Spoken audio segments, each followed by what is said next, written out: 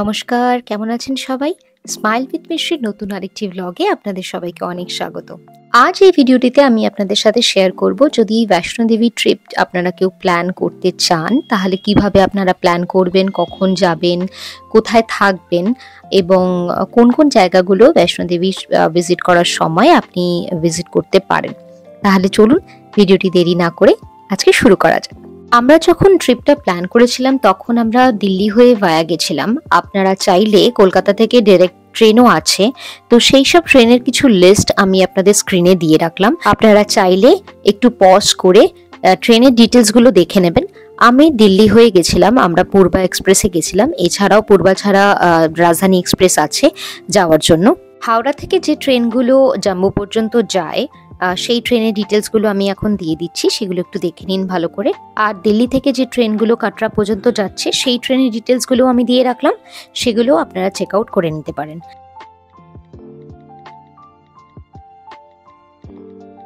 এর পরের প্রশ্ন হলো কোথায় থাকবেন।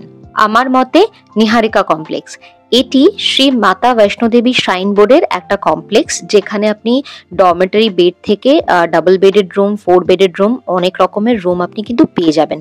আমরা যেটাতে ছিলাম সেটা ডাবল বেডেড রুম, এটার ভাড়া ছিল 2200 টাকা উইথ অল ট্যাক্সেস।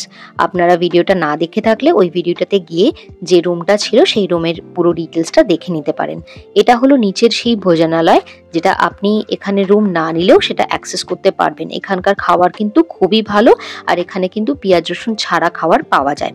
আর নিহারিকা কমপ্লেক্সে আমি এই কারণেই বললাম, কারণ নিহারিকা কমপ্লেক্স থেকে আপনি যদি বুকিং করান তাহলে এখান থেকেই আপনি RFID কার্ড এবং যদি আপনি পালকি বা পিঠু কিছু যদি নিতে চান, বা আপনি যদি হেলিকপ্টার সার্ভিস নিতে চান, তাহলে আপনি এগুলো করিয়ে নিতে পারেন যদি আগে থেকে আপনার অনলাইন বুকিং না থাকে।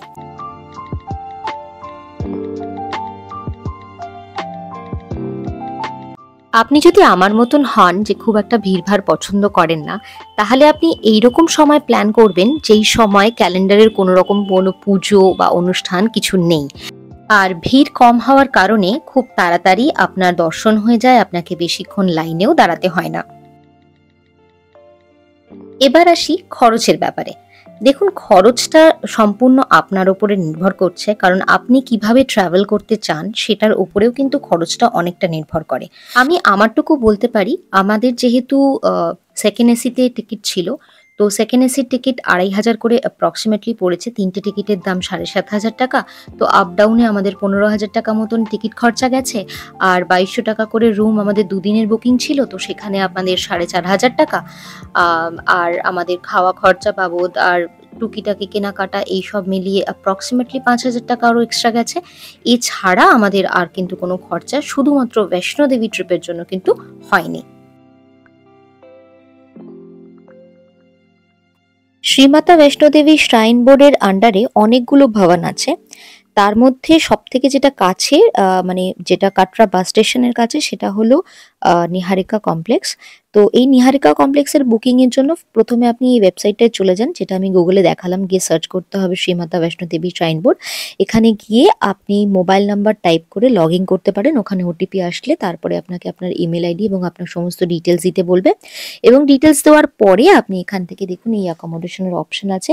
এখানে ফ্রি অ্যাকোমোডেশনের অপশন আছে এবং রেন্টেডও আছে। ফ্রি হলো সেটা হলো আপনার ডরমেটরি বেড।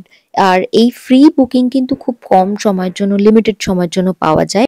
এই একটি ওয়েবসাইটের মধ্যে আপনি কিন্তু পালকি, পিঠু, বা আপনি ব্যাটারি কার, বা আপনি রোপো, বা আপনি হেলিকপ্টার সার্ভিস, যে কোনো সার্ভিস কিন্তু আপনি এখান থেকে বুকিং করাতে পারেন।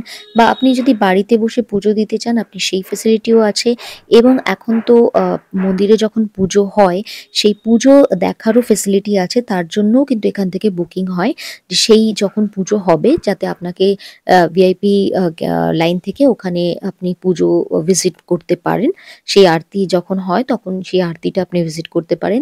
তার জন্য কিন্তু স্পেশাল এখানে অ্যাক্সেস আছে। তো তার জন্য আপনাকে টিকিট কাটতে হয়। টিকিট কেটে তারপরে ওই পুজো আপনি ভিজিট করতে পারেন। যারা বৈষ্ণোদেবী ভিজিট করতে আসেন তাদের বারবার এটাই বলা হয় যে আপনারা সবাই এই ওয়েবসাইটটা ইউজ করবেন এবং যা বুকিং আছে এখান থেকে করবেন, বা এনাদের যে অফলাইন যে স্টোরগুলো রয়েছে সেখান থেকে বুকিং করবেন। অন্য কোনো জায়গা থেকে বুকিং করলে কিন্তু আপনাকে অনেক অতিরিক্ত মাত্রায় টাকা খরচা করতে হতে পারে, বা আপনি কোনো ফ্রডেরও সম্মুখীন হতে পারেন। তাহলে ভিডিওটি আজকে এই পর্যন্ত রাখলাম। আশা করি সবকটা প্রশ্নের উত্তর দিতে পেরেছি। এরপরেও যদি কোনো প্রশ্ন থাকে তাহলে কমেন্ট বক্সে জানাবেন। আর ভিডিওটি ভালো লাগলে একটি লাইক করবেন। দেখা হচ্ছে পরবর্তী একটি ভিডিওর সাথে খুব তাড়াতাড়ি। ততক্ষণ সবাই খুব ভালো থাকবেন, সুস্থ থাকবেন। দেখা হচ্ছে খুব তাড়াতাড়ি।